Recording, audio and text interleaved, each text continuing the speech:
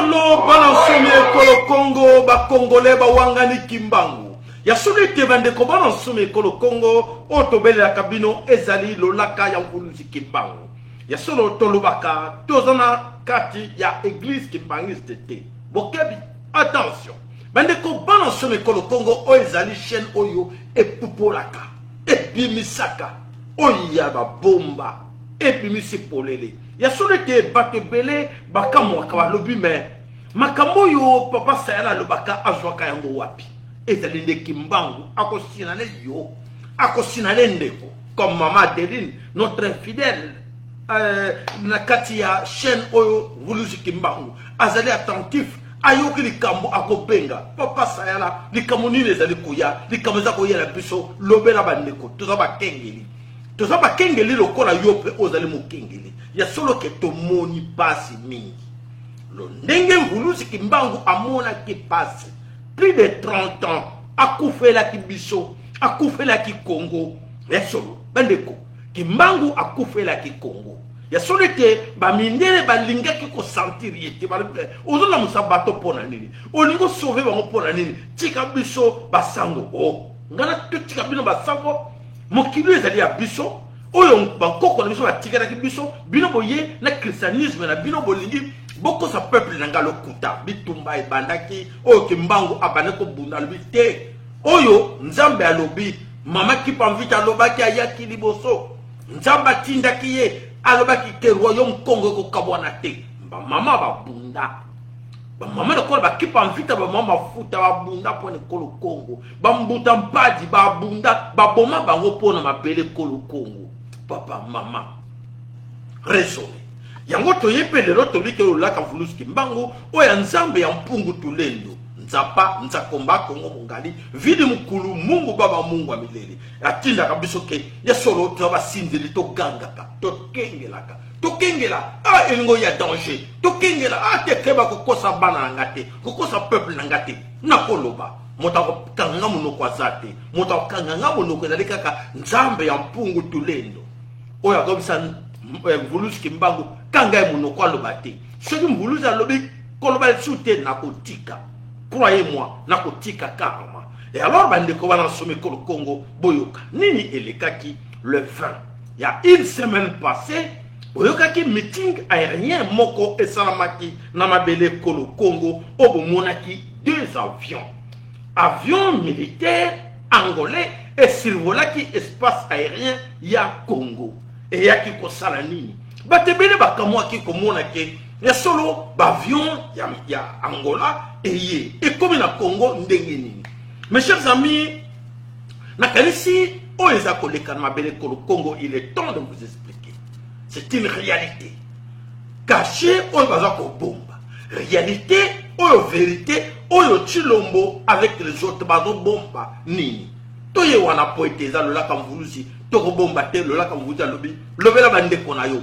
Tirez, doit tirer attention tout le monde. Boye baba ming bakamaki. Oh, avion yaki mi bale kaka. Eleke tourner et sogi. Et yela kini. Bande kobo landa biso na bokebi nyonso. Que chacun de vous, ben à Congo, oya na Congo Kinshasa, nous allons nous adresser maintenant au Kinois. Ba Kino bazana Congo Kinshasa ba yeba. Et le konini elekaki le vendredi 20 novembre 2020. Nakatia Congo Kinshasa. Alors, biloko eza koleka wana ezali concerné kaka Congo Kinshasa te parce que ça siège ya ba institution nyonso evane na Kinshasa. Tobo seni teke Kinshasa mu de commandaka ba région nyonso tobo seni teke lelo makamza na mazo le kalma bele Congo et fait bandana Kinshasa.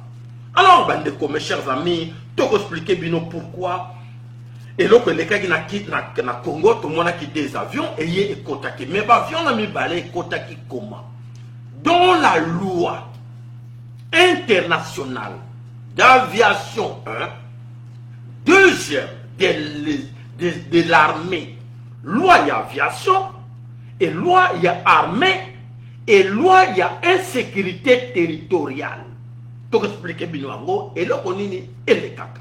Mes chers amis, il y a sur les questions que ma bombe bino vérité, tout expliquer bino. Bande ko bomona ka avion o ele kaka et outi France et outil Angleterre, et outil États-Unis, et outil Canada, et outil Belgique, avant et survoler l'espace. Vous avez des limites parcelles. Vous avez des limites entre vos parcelles que non. Ce n'est pas pour les voisins. Voisins à quoi au côté dans le pan n'engagé. Dans la terrestre, n'engagé mon représentant dans l'écolo. Dans l'écolo, il y a des espaces où il s'est dit que espace où frontières où ceux qui sont petits cas sont les boys. Et ça ne m'a belé sous il y a Angola, et ça ne m'a belé Congo, et ça ne m'a belé il y a Libye, mais ça ne m'a belé terre. Donc ça veut dire que espace où on a une aérien. Ils allaient surveiller, contrôler par chaque État. Chaque État a un espace. Là, c'est chez moi que personne n'a violé l'espace Yamabélinanga. Alors, qu'est-ce qui s'est passé, mes chers amis? En tout cas, et pour humilier beaucoup de gens, c'est ce que nous allons dire maintenant. Ça va humilier beaucoup des intellectuels congolais. Les intellectuels congolais, ils vont penser que c'est la kitine, il y a pour protéger Mabele Congo, vraiment tout le monde qui faille ezali. Faille ezali, tout le monde qui bateau batangaki, bateau bakenaki, bakelasi, tout côté ba classe tout tangaki, et c'est obligé, bakelas tout tangaki pour te servir nation. Notre nation, bien sûr, on parle de la nation congolaise. Et alors, qu'est-ce qui ne va pas? Des failles et maintenant, nous sommes insultés, humiliés partout, que non, mais bateau maïe, ça c'est la Congo. Comment ça doit se passer devant tout le monde? Et pendant la journée, il n'y a pas à cacher, et ça, c'était passé au Congo. Alors, mes chers amis, l'espace où on a nyonso, et c'est la qu'à surveiller, chaque État a surveillé l'espace là. Attends, Mindeli, Hollande, n'a pas fait le système olympique, n'a pas fait l'histoire moko, avion moko, il y a chasse, il y a hollandais, et c'est là qu'il et survola qui espace aérien belge. Bah mon qui mbala moko ba avion de chasse belge et mati et pète à l'arc bani bah tout baza pembeni il y a Anvers baza pembeni tout autour il y a Anvers vers là bah santé qui makele les moko alerte moko ningisa qui côte Belgique bah non bah violer espace na biso bah avion de chasse belge et de maraki et quand ça que ils sont pas en guerre. Et là, comme vous savez, va violer ça c'est Téléni. Pourquoi? Parce que Monique Hollandais va violer l'espace aérien belge. Alors, qu'est-ce qui s'est passé et qu'est-ce qui se passe au Congo? Alors, Angola ne peut pas se permettre ailleurs l'espace Congo comme ça. Et ça, les Kamoutés, non, viens chez moi. Oh, mon taza, kota yembo, même yomdu. Si on a un espace, on a un tu viens d'où? Papier, l'exangandeng ne nous permettre, on les can m'appeler, on compte en belle moussou. Et en plus, c'est le contraire. Avion de chasse, oyo, ya bitumba. Et l'ongwa Angola, et Kota Congo. Est-ce que, besoin qui l'autorisation? Est-ce que, Congolais, au courant? Qui accorde oui, nous voulons voir la démonstration de force à Congo. Personne. Là, biso nyoso wa Congolais, toyebi angote, n'est-ce pas? Oui. Suivez biso sa chaîne à Batamayele, le lac en voulu de vous abonner à la chaîne à biso poete okozo mayele baroko sayote.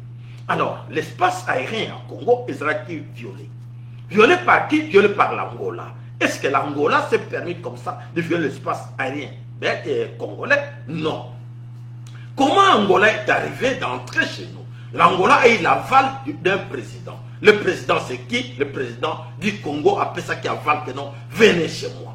Est-ce que le président du Congo de lui-même, individuellement, est-ce qu'il peut se permettre de faire ce qu'il a fait là, que venez entrer chez moi? Non. Là, je vous dis déjà, non. Ça ne peut pas se faire. Donc, il ne peut pas se permettre. Donc, si après cet accord, il faut demander tout d'abord l'autorisation parlementaire. Non, en majorité, les parlementaires à ça la consultation, n'a pas population naïe, à retour bango. Voilà, nous voulons dans telle date, tout le monde a avion, il y a Angola et l'exception de la démonstration na bango et ça la boue. Vous êtes d'accord? Ceux qui population, bandimi, oui, en majorité. On y va. Donc, parlementaire a vu aval la population. Population apprécie accord pas parlementaire a même on a 4 députés plutôt, donc députés parlementaires a même on a 4 parlement et parlement est vendre autour d'une table. Voilà, tout ce accord, il y a la population basée d'accord que boya pour se voler espace na biso. Voilà l'accord ba pesi na parlement et suit accord wana et pesi na sénat et suit accord wana et pesi na présidence. Et voilà, présidence a autorisé d'engager pays dans l'autre aviation Yamboka.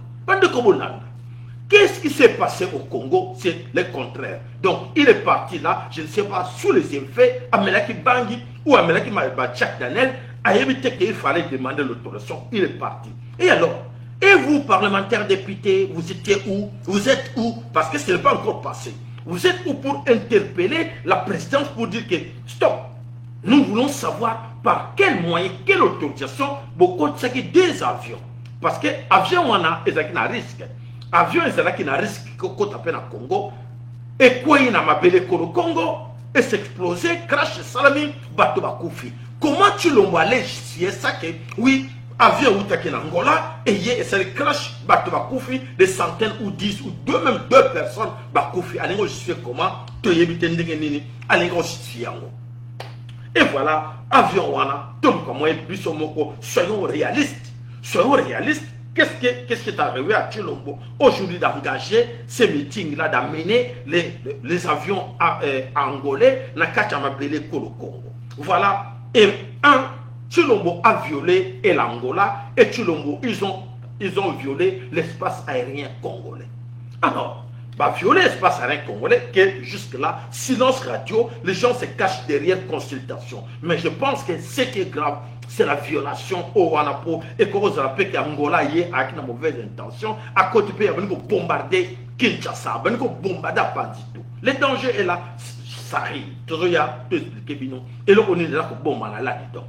Alors, mes chers amis, Angola et continent Congo, et ça vraiment très sérieux. Pourquoi parler de ce sujet? Et c'est l'équité. Non, et l'équité est grave. Parce que là, nous sommes humiliés, n'a pas que les bandas.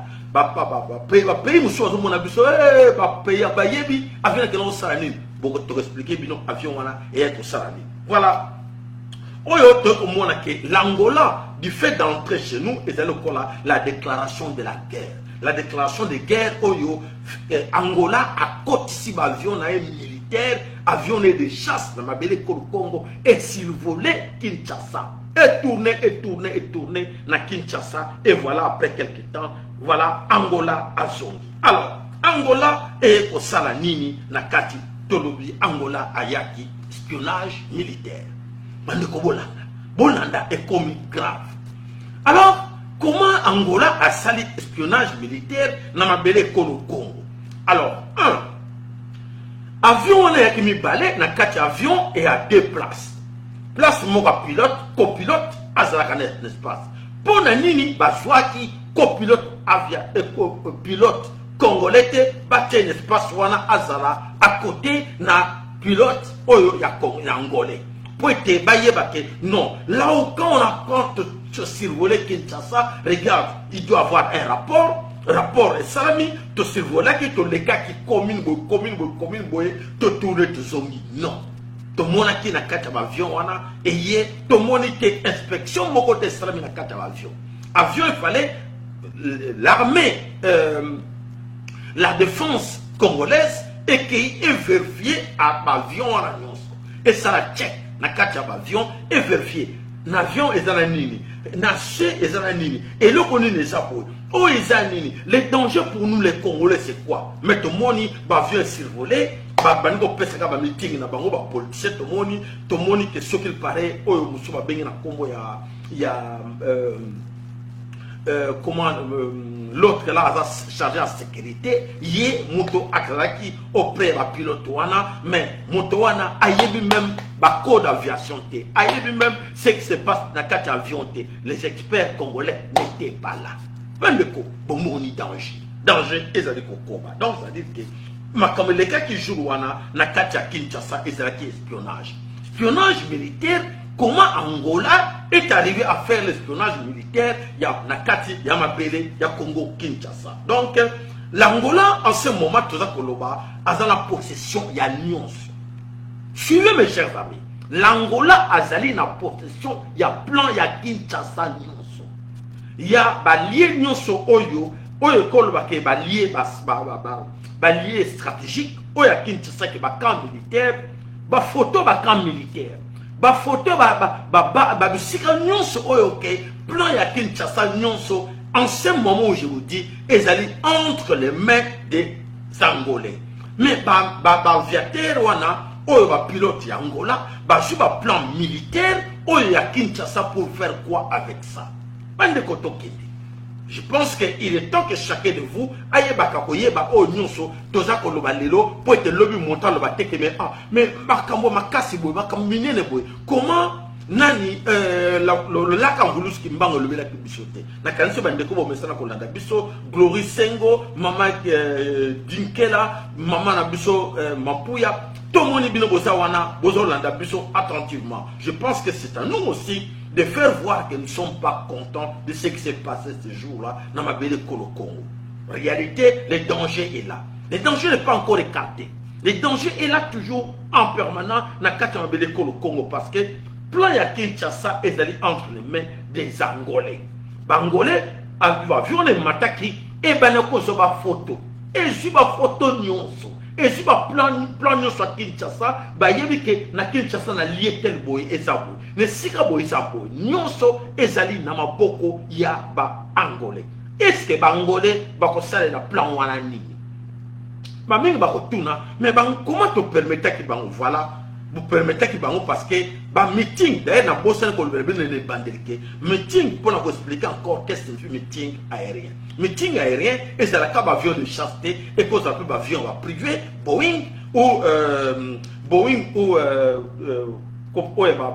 français et qu'on organise meeting aérien pour la relaxa modèle avion sali pour te l'air ça meeting on ils ont attiré client acheter pour être avion tout le monde qui a sa capacité et comme même autant de gens mais Angola est comme ça démonstration de ma belle Congo. Angola ne fabrique pas des avions. Angola ne fabrique pas des avions. Comment Angola et se permettre qu'il y ait un meeting aérien na Congo et produire Congo d'ailleurs ne parle même pas ça. Congo y a un avion de chasse exact. Tout le monde a un avion de chasse. Il y a mi balai, il y a Angolais et qui survolé Kinshasa. Avion wana to ko mona ke na kata avion wana o ezaki na kata avion to yebite o ele salami na kata Kinshasa moto ngai na yo to yebite to za ko rêver. Alors bande ko bana sommet Congo, voilà le plan, le positionnement, il y a un camp militaire, il y a nyonso oyo ezana maboko ya bangolais en ce moment. Nani atindi bangolais bande ko bolanda. Bangolais bazwaki autorisation nebi ke Angola en ce moment ils allaient entre les mains des Américains. Américains batindi ba démocrate américain batindi bangolais service alors allez bokende bozwa ba positionnement tout espace tout pour positionner bokanga ba photo nyonso ya ville à Kinshasa avion wana na kanise jus de millions de photos na seconde moko ils ont tamba et kangi ba photo nyonso ya ville à Kinshasa et voilà. Aujourd'hui, les Américains bateau, Sengakeke, Bazwa, plan, il y a ville qui plan aérien, il y a ville à Kinshasa. Pourquoi faire? Voilà, il y a un autre chose qu'on plan nini, les Américains, bombi, ou les Américains, les cas derrière, Bangolais, pour être bas sur ma photo, il y a ville à Kinshasa, ok, l'autre commis dans l'insécurité. Nous sommes dans l'insécurité à Kinshasa. Croyez-moi, mes chers amis, nous sommes dans l'insécurité. Angola peut décider aujourd'hui de bombarder Kinshasa et que bombarder Kinshasa sans problème parce que il y a un positionnement dans le nyonso. Donc, Angolais survolé, Angolais sur la photo et sur la position tout et dans ma boca Angolais. Même dès qu'on a besoin de défense, bozaki wapi. Bande qu'on a besoin de défense, il y a armée, bozalaki wapi. Bureau ministère il y a défense, bozalaki wapi. Voilà les secrets ébumés de l'OK. Voilà, il y a un plan caché. Oyo Angolais fallait voir la photo. Il y a ville de Kinshasa. Et le plan on a entre les mains des Américains. Quel Américain? On cherche à savoir c'est qui. Banani Batini Bango pour Basalawana top secret. Voilà. Alors, bandeko violation, il y a Congo et Salami, ba carte nyonso tout aérien Congo et na maboko. Aujourd'hui na maboko ya ba Angolais oyo ba salaki nyonso plan na bango ba zu nyonso ba photo ya Kinshasa nyonso et na maboko na bango. Alors ba ndeko bana somi ko Congo nazanga mokote nazana papa mafolo. Nazana papa mafolo to ebi ke lelo plan stratégique oyo ya ba ya camp militaire oyo lelo ke tozo mona la honte oyo Salami na Congo Kinshasa ke c'est vrai. Tous ont la protection. Nous ne sommes pas protégés. Un individu, président allait un individu. Yemoko a décidé pour nous engager 80 millions de Congolais à ta vie Bango en danger. Plus de 85 millions de Congolais vivent aujourd'hui, c'est-à-dire en danger. Vivent en danger, pourquoi? Parce que en tout moment, Angolais peut exploser et peut bombarder Bisso et battre Koufi. Donc, c'est-à-dire que nous sommes déjà vendus par qui? Par Chilo. Voilà l'insécurité aux États-Unis. Aujourd'hui, dans ma belle Congo Kinshasa. Félix n'a pas tourné le bac. Oui, bavion les États-Unis, beaucoup moins de politique Kabila ba okene na. Ton le bela kibino nini. Le kutabo landa wana te, baye bavion wana eye pona okangé politique Kabila te. Mais l'on va tolinga to yeba et voilà les secrets sortis là que bavion wana et qui peut kanga ba positionnement, ba plan nyonso ya Kinshasa. Donc aujourd'hui, Kinshasa est en danger. Donc Congo est allé en danger pour nani parce que aujourd'hui Félix par ignorance ou par inconscience, aujourd'hui, Félix a accordé banani Angolais y a survolé l'espace aérien à Congo, sur la photo aérienne, plan sur qui à Congo et c'est entre les mains des Angolais et des Américains. Alors, Vina Bisso et Okende Watch avec Chilombo. Alors c'est à vous d'appeler et de nous dire comment est-ce que vous pensez. Alors papa ma follow, nakay pas ma follow, Oza Kolanda Bisso. Namakambo nyonso eleka qui vendredi le 20 au pensez quoi pour te biso toloba kamana bana biso nganga.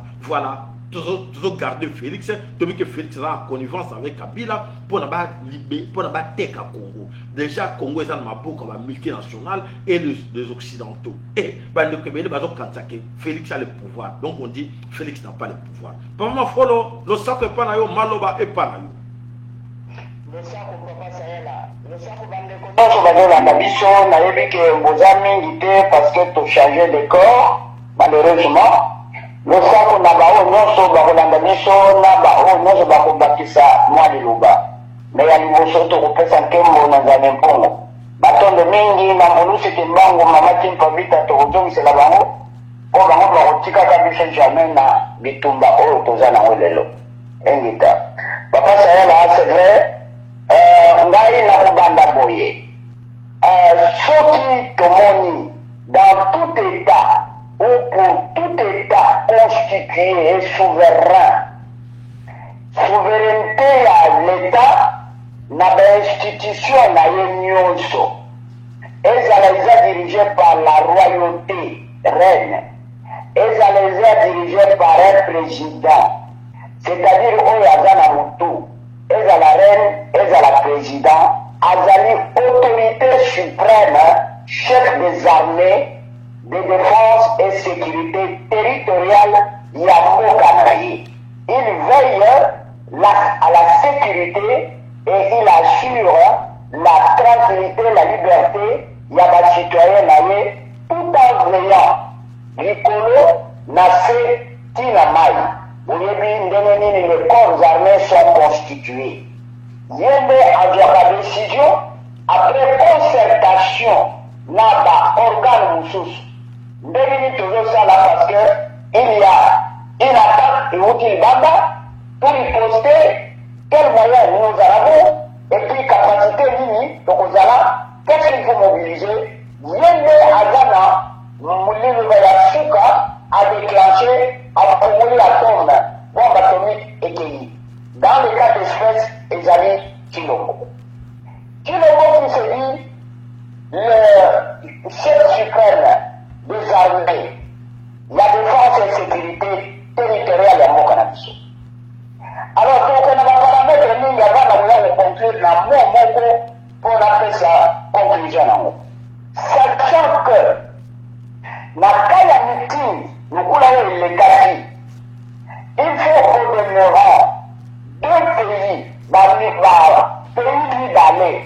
bazalaka toujours la coopération militaire dans tous les domaines. Bazalaka bayebi mpe batype na basorte ya bapareil bautilisaka soki baavion de chasse soki baavion ya transport ya bato quelle sorte ya munition ya manduki bozalaka nango. Alors soki bango mibale bazalaka na producteur moko c'est-à-dire ravitailleur moko epai basombaka manduki bango basombaka tolobaka basombaka na barusse basombaka na bachinois basombaka na baaméricain basombaka na bafrançais tolobaka oyo na bange oyo baza na monopole de fabriquer les armes. Il faut manduki wana eyebana il faut bazala basalaka déjà biloko wana mais wana eya okoma lokola démonstration ya amitié ndenge nini dans le cas d'espèce soki entre bango moko aza attaqué par une tierce bango mibale bango attaqué ye.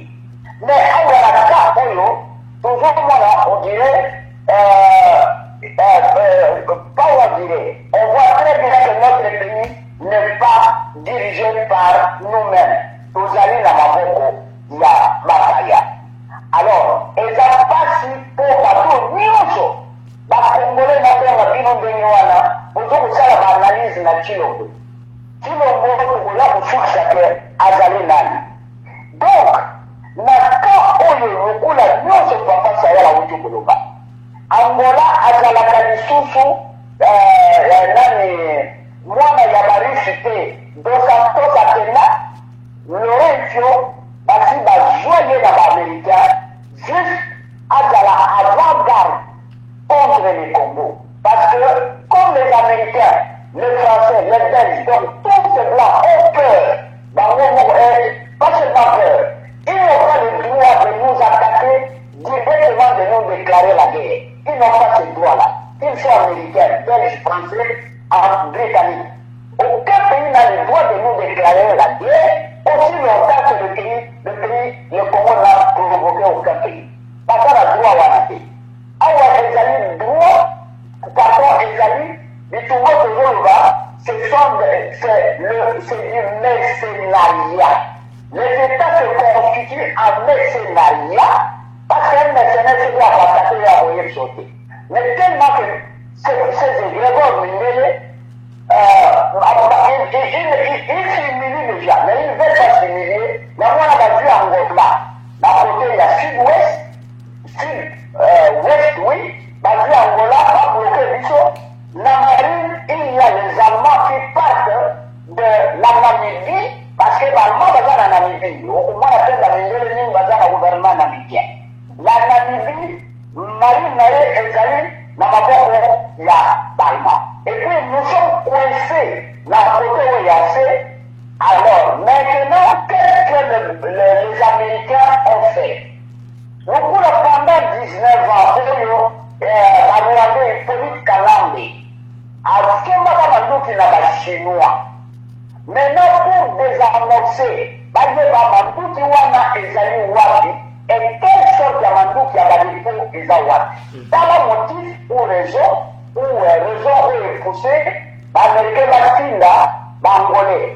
Baya kusala l'espionnage. Nyonso basali.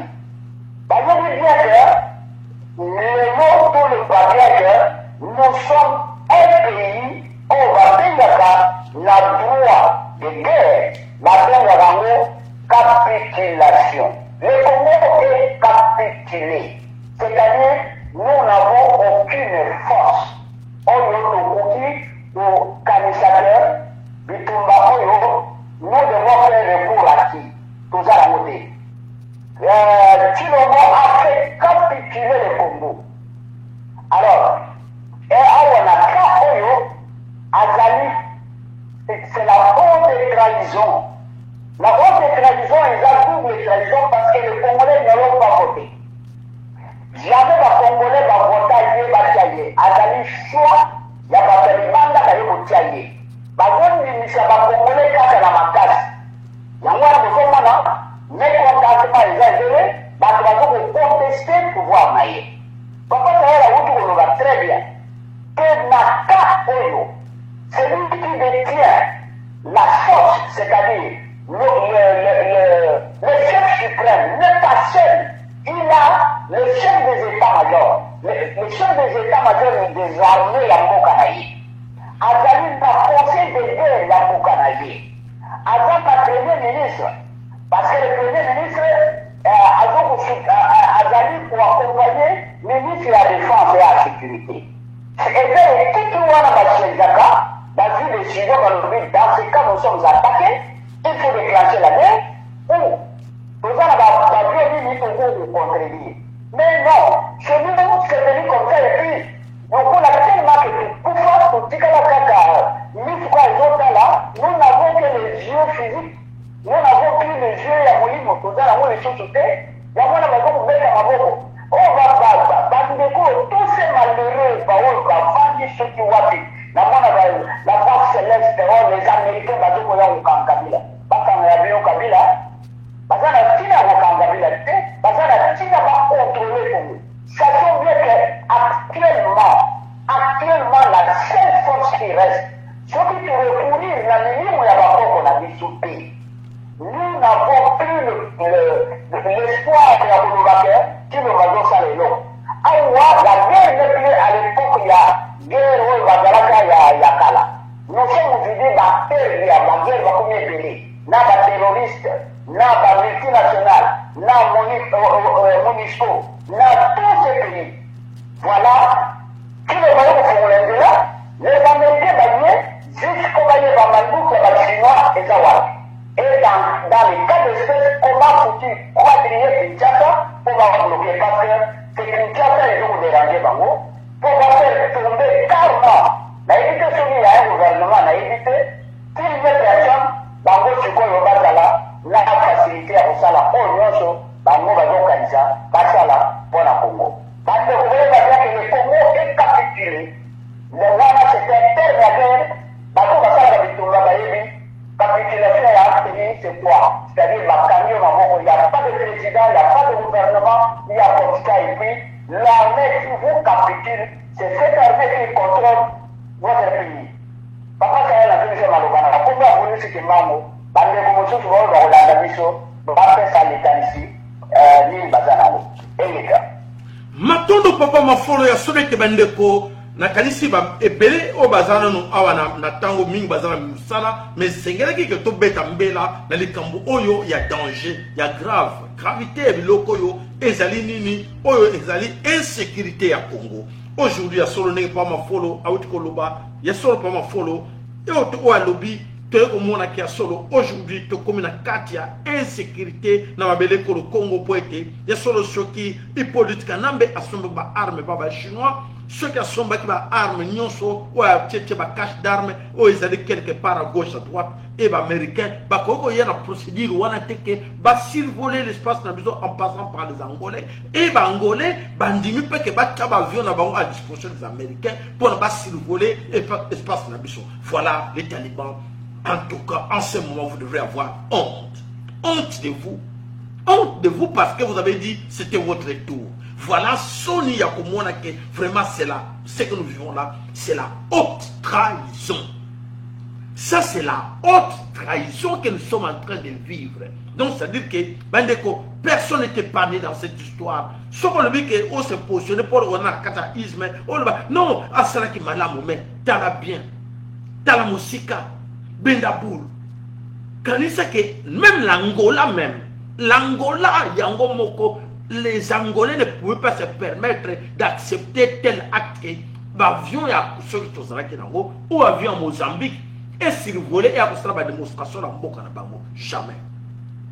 Pays mon côté dans le monde et quand on accepte acte Oyo Chulombo à permettre les Salama. Et Bandeko, voilà, les choses sont dans la distraction. Par exemple, Oye Bateke et Oyo et l'Oko Félix, ça les a la haute trahison et nous sommes dans l'insécurité totale. Nous sommes dans l'insécurité. Alors, c'est à vous maintenant, la Kanisi. Oh, Nyonso, à Kanisi, à Adana, et l'autre, Mora, Bakisator, Benga, Bisso, pour être un loba par rapport. Il y a Oya Yebi, Nandenge, il y a meeting aérien ou espionnage. espionnage militaire oyo ya Angola asali na mabele kolo Congo na kanisi bozana ba numéro na biso ya téléphone to pe to kotiela bino ngo encore pour être boluka moyen ya kobenga pour être boyebisa biso qu'est-ce que vous pensez par rapport na cette haute trahison. La trahison oyo, la haute trahison oyo Tshilombo a eu ko sala biso awa ya ko faire survoler l'avion ya Angola na kati ya mabele kolo Congo soit disant meeting et to ebi ke to dénoncer ango to ebi ke l'Angola ne fabrique pas des avions. L'Angola ne peut pas venir chez nous pour faire la démonstration ya avion na ye. Donc c'est à dire que voilà on a compris et n'engue renseignement biso to suit que zalaki espionnage militaire, il y a des Américains, bango, balimi ba yeba, ba cache d'armes oyo, il y a Hippolyte Kanambe, azalango na kati kolo Congo. Mais ça c'est tout cela, c'est pour nous tromper. Pour nous tromper, parce que si Hippolyte est encore là au Congo, mes chers amis Bolanda, ce qui Hippolyte est encore vivant, ce qui Hippolyte n'est pas encore parti dans ces pays, ce qui Hippolyte n'est pas encore arrêté au Congo, ceux qui police n'est pas encore inquiété, ce sont ces mêmes Américains qui sont complices. Ce sont ces mêmes Américains qui jouent avec nous. Aujourd'hui, on peut dire que oui, nous sommes capables de prendre Kabila. Kabila est plus fort que qui? Le président Union américain, Bango, est-ce que Bango, Kabila est plus fort que Bango? Non. Kabila est plus intelligent que tout le monde? Non. Qui banani va créer Hippolyte Kabila les lois comme en force à comme entre autres ces mêmes Américains qui sont derrière Hippolyte Kabila. Ils ont protégé parce qu'ils ont commis des génocides ensemble. Donc c'est à dire que le massacre nyonso, le génocide nyonso, Hippolyte Sali, les rapports mapping, il y a soi-disant Oni na bango, et ça na Kolo Congo, et ça la rapport mapping on bakunda yango, batiana ba bureau na bango. Voilà pour tromper la vigilance na Congolais. Abi non non, to que ko survoler, to ça espace, to y ba espace na bango ndenge les aller comme ça, to ko kanga Hippolyte Kabila facilement. Mes chers amis, beaucoup de kata piège on a des c'est des mensonges. C'est le bwenge, et ça le kuta. Ne se do salama, te ko mo nango kia solo, et ça le kuta. Voilà bande ko na kanisi bande ko nyonso ba moni ba preuve de t'expliquer bino to mona ki ba expert aéronautique mon côté wana po ba contrôler avion et ça nini ba pareil nini et le les wana danger ni les aller et sur avion et quoi qui na mabele ko ngo salani quelle protection ba joa qui et ça la donc c'est à dire que on était déjà à partir à vendredi wana exposé à un danger au Tshilombo et biso et quand vous rappelez avion on est quoi na quelque part la commune moko et bomi bateau batana que les zéro. Voilà bande ko bana soube ko Congo il y a des quoi qui est toujours interpellé par parlementaires par sénateurs par congolais nyonso vous êtes souverains donc c'est à vous de vous mettre debout dire en tout cas Tshilombo tu dois nous expliquer. Mes chers amis, la société civile bateau nyonso bazana kati ko Congo c'est votre droit de vous mettre debout pour demander à Tshilombo les explications. En conclusion, Tshilombo doit nous donner des explications. Pourquoi les avions angolais, Angola ne fabrique pas des armes? Comment autoriser un pays voisin de survoler votre espace aérien et avec des avions militaires? Ils ont autorisé dans le monde entier. Mais on va salir en haut et silence. La Kacha Kinshasa, personne dit un mot. Moutoumou Kwaza Kolobate, Toba Vandinier, Toba le Bélébino, il y a solo. Sinon, il y a lobby, Boko Kangama. Vous tous, Boko allez juger. Moi, vous allez épargner que ministre de défense. Bien, va député parce que là, au Tchèque Congo, na 4, Bamba, na insécurité. Alors, il faut nous expliquer. Parlement, parlementaire, Tolingi Toyoka Binobo Téléma. Les jeunes aux la chaîne, la télévision, il y a YouTube à gauche, à droite. Tolingi explication, il y a Tshilombo parlementaire, à propos, il y a meeting aérien. Voilà, vous avez des éléments devant vous. Élément, c'est quoi le Pessimino? Tshilombo ne peut pas se permettre, lui seul, d'engager l'État, d'engager les pays, de faire entrer les avions de chasse, les avions militaires dans la baie de Congo. Donc, Tshilombo doit avoir doit nous donner des explications à propos de tout ce qui est EOIA Sali. Voilà ben qu'on a quasi oyo azana motuna o azana petite gestion o azana makambo ya kopesa belema kopesa par rapport nango abenga biso bien il n'y a pas de problème même après parce que awa to bandi sika batebele ba yebi na to bazulu kwa biso na YouTube alors bandeko bo panza message na bandeko tout ndenge to bisaki bino bobo sana pete chaîne mususu oyo kokota na YouTube ezanini Otoko benga monde de Juste Kimbangu. Monde de Juste Kimbangu. Chaîne wana, ils appellent à YouTube. Beaucoup s'abonner encore plus que la chaîne wana. Ceux qui émission les kawa, toko tchango na chaîne wana. Bo ba nimba landa. Ce soit après, on va partager, on va dire, tocha émission oyo na katia YouTube, mais la chaîne Otobengi, monde des Juste. Monde comme monde, des au pluriel, des Juste. Alors, des Juste Kimbangu et continuer Kimbangu Mokondia Congo. La chaîne est là, et ça une nouvelle, mais comme abonné basa mingité moi to sera en live pour nous payer et ça noté parce que il y a question il y a abonné. Donc vous avez le choix, vous avez des chaînes oyo et ça toujours en disposition de biso oyo d'ici là si vous abonné ba comme belé to koki ko bande déjà ko larguer ba émission na biso na katia ba chaîne wana ba en direct comme tout mesana ko sala biso na vidéo. Voilà oyo ezali adresse ya Odyssée pour na kokota na chaîne na biso Otobengi TV Kimbangu. Voilà, procédure nini, beaucoup qui n'ont pas beaucoup na kati ya chaîne, il faut passer par Google et alors vous beti odyssée.com, odyssée.com après vous côté na kati ya Odyssée, na kati Odyssée nde obeti TV Kimbangu, au na chaîne wana TV Kimbangu au s'abonner massivement. N'oubliez pas que peut-être que soit adresse sous mon na kati ya YouTube monde de Juste, monde de Juste. Oyo ezali pe chaîne na biso beaucoup ozala kuna na kati comme ça to zala tami balé à réserve to yeba mukoro so ba zongi si wana bususu to continuer puis to yeba ndenge nini to ko bana opesa bino ba information. Voilà bande ko bana somme ko Congo na kanisi oyo taki na ngona mukoro na lelo yango. N'oubliez pas notre rendez-vous est pris pour demain samedi. Nakanisi bobo sanate que le samedi tozo yebstoye la bino oyo la parole nakanisi papa mafro la sala ke lo Congo alaksaki atie a public na batu lobby la parole à vous la diaspora lobby émission spéciale to sala à propos de la consultation oyo ya tilo mwasali bino bo penser quoi bino ba diaspora bosbolo ba na bandeko.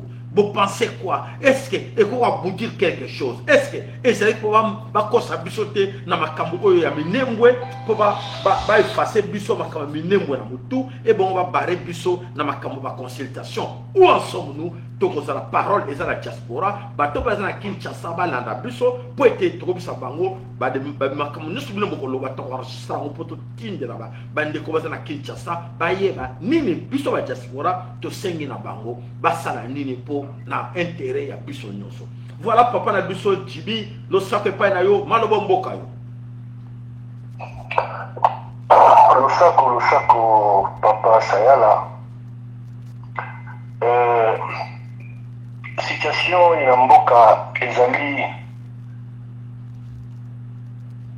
eloko moko yebani malamu ke batia bolole na mutu ya mboka pona makambo nyonso wana esalama ke mboka ezali protégé te, mboka ezali gouverné te, mboka sécurité ezali te,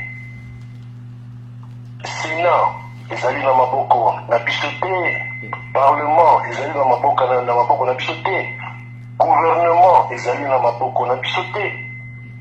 Donc mboka ezali ya kokende.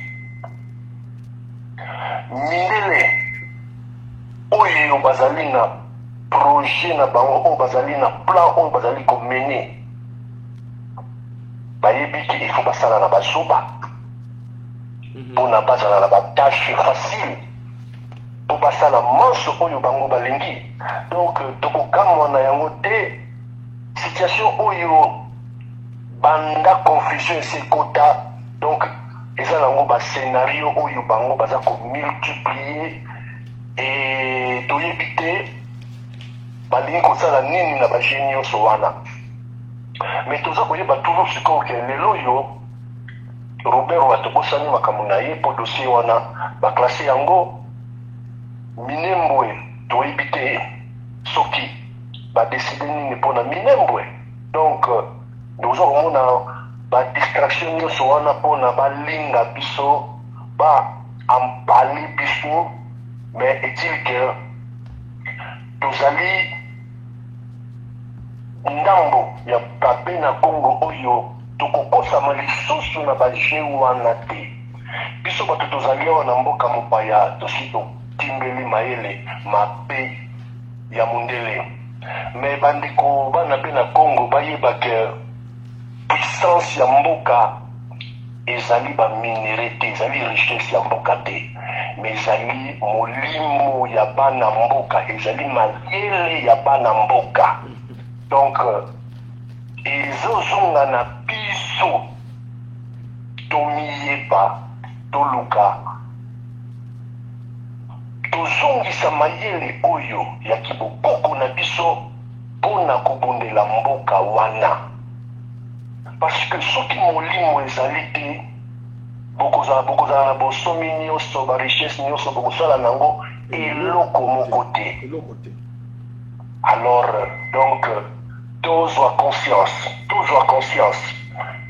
Papa Sayala biso awa na poto awa eloko nini toyoka te na bandeko oyo tozali na bango. Moto soki abimi na Kinshasa mpo na ye ezali libération, mais pourtant atiki mabele ya bakoko na ye ake na mboka mopaya abimi na lifelo. Combien de bandeko oyo biso toyoka ke mboka wana bateka na bango yango ezali maloba oyo elobama na bandeko ebele. Ouais, effectivement. Alors omoni maloba pe elandaka, mais heureusement lelo yo de reprendre conscience oyo tokomi kobundela mboka, donc tokomi kocreye oyo babengaka contre tendance mpona tozonga nsima, tozonga na mabele oyo ya biso. Bamboka yango mpe oyo tokendeki koluka bomengo tomoni esika ekomi tomoni esika ekomi. Voilà. Donc ekosenga tokanga bisaka tozonga soki olingi vivre na kimia okozonga kaka na mboka na yo. Mais na moya lelo même na mabele na biso toza na kimia te. Ezali responsabilité na biso po tovivre na kimia na mabele wana ya bakoko na biso. Matondo nazongiseli maloba ya Papa Sayala. Maloba na yo ya bwanya obimisi matondo mingi epai na yo papa ya solete ezali kosenga conscience d'un chacun. Tous avons la légèreté parce que ce qui se passe au Congo et aux alliés concernés pour être à venir à Bananao et aller en danger. À venir à Bananao et en danger. Donc c'est-à-dire que Toke Banango Toye Bake ya solo o chulo mazako sala azako meka. Monsieur meka papa meka azasir na été incompétence, irresponsabilité, inconscience. Et ça n'est pas naïe à mon tapis rouge, mais les autres en profitent parce que naïveté naïe, inconscience naïe, manque y a nyonso osé pas naïe, les autres en profitent. Et oui, non, il ne sait pas. Il ne sait pas qu'il pouvait se défendre.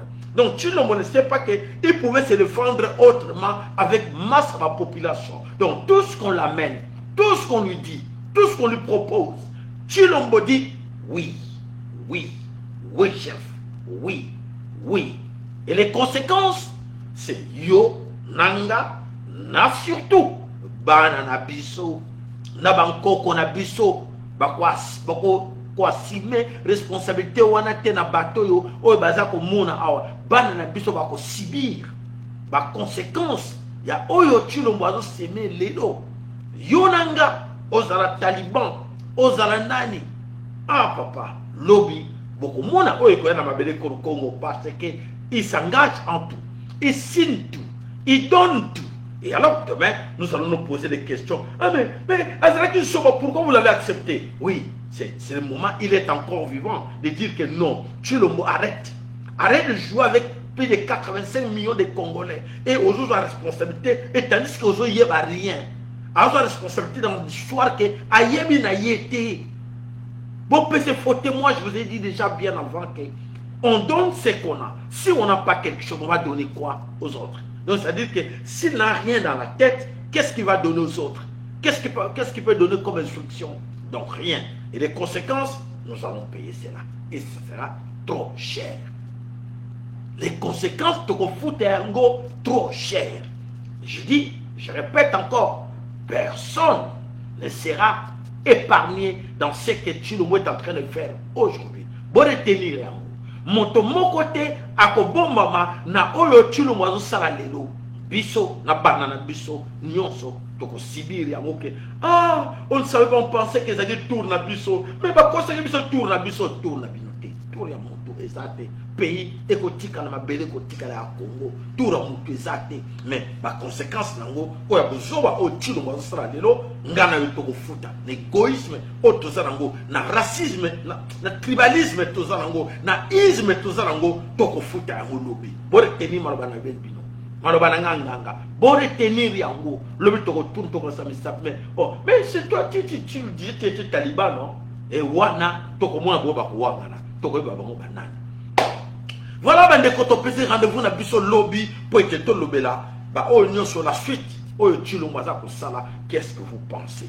Vous pensez quoi? Maloba ezala maboko na bino bozala numéro na biso téléphone bozala nzinga lobby pour ete toloba oyo nyonso chilombo asali ba aventure ba comédie oyo nyonso azosala comme Hollywood na kati ko Congo ba conséquence nango eza nini ngai na yo na bana na biso tokofuta yango tokozala personne akozala épargné na mabe oyo chilombo aza kosala lelo. Voilà matondo na bino mama Adelina Mampuya, matondo pa na yondeko Dinkela Lemba, matondo pa na yondeko Glory Nsengo, matondo pa na bino ba nyonso ba bone na biso nyonso na kati ya chaîne na biso ya Solete yelo mama Katindombe to bosani yote matondo mama Katindombe na biso azalaki wana ya solo ke la moni ya solo ba oyo ba mi fidèle na biso bazali très attentif. Alors n'oubliez pas de passer le message à vos amis que dans un premier temps, en attendant tout cela, la solution va côté de YouTube, tout ça le plus important, information boyo kaka et bon partager na baninga na biso oyo bazali ko lukana na biso na kati ya YouTube bazako yebate tout ça wapi. Donc c'est à vous bon passer les bons messages pour vous savoir que oui papa c'est la landaka et mikolo na boipo ba téléphone ba ndiko bele bazo bitungisa biso bande comme susu to kangi yango to bombi en pona biso moko bande comme susu ba yebite ya solo ke to luka to sauver bande kona biso oyo bazali na posa pe ba yoka information oyo to yela bango mikolo